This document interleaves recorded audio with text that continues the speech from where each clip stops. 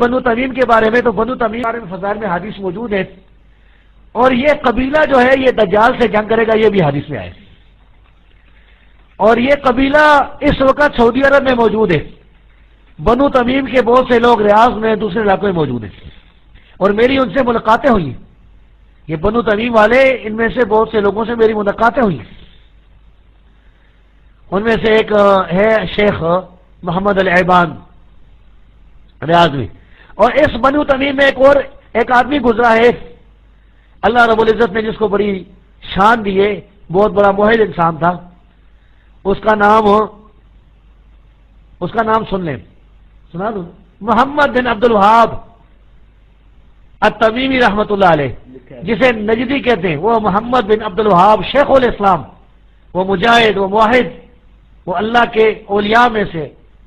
اللہ کے ولیوں میں سے، وہ جس نے توحید کی دعوت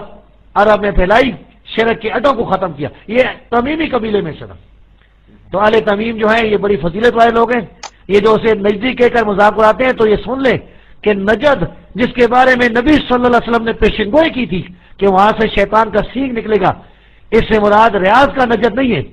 اس سے مراد عراق کا نجد ہے، جیسا کہ حدیث میں اس کی تشریح موجود ہے، اور اس پر کتابیں بھی لکھی گئی ہیں۔ فی الحال ایک حدیث سن لیں صحیح مسلم کی۔ سالم بن عبداللہ بن عمر وہ فرماتے ہیں کہ عراقیوں، میں ایک چھوٹی سی بات کے بارے میں تم سے سوال نہیں کرتا ہوں، پوچھتا نہیں ہوں، اور بڑی بات کے بارے میں تم سے میں کس طرح پوچھوں گا۔ میں نے اپنے ابا سے سنا ہے، یعنی عبداللہ بن عمر سے، وہ نبی صلی اللہ علیہ وسلم سے بیان کرتے ہیں، رسول اللہ صلی اللہ علیہ وسلم کہ یہاں سے شیطان کا سینگ نکلے گا۔ یہ عراق جو ہے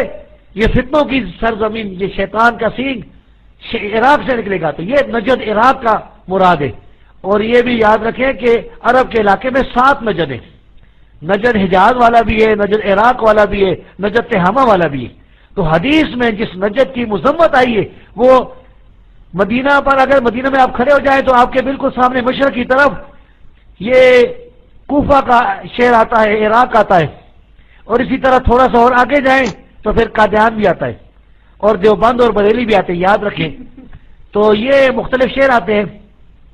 بہرحال حدیث سے مراد یہ عراق کی ہے، اور محمد بن عبد الوہاب التمیمی رحمۃ اللہ علیہ یہ مراد نہیں ہے، وہ تو بہت بڑے موحد تھے، اور ان کے قبیلے کے بارے میں جو فضیلت والی باتیں ہیں، اللہ کے فضل سے یہ قبیلہ سعودی عرب میں موجود ہے، اب بھی وہاں پر جا کر دیکھ سکتے ہیں، اور یہ لوگ ہیں بھی بڑے توحیدی اللہ کے فضل سے۔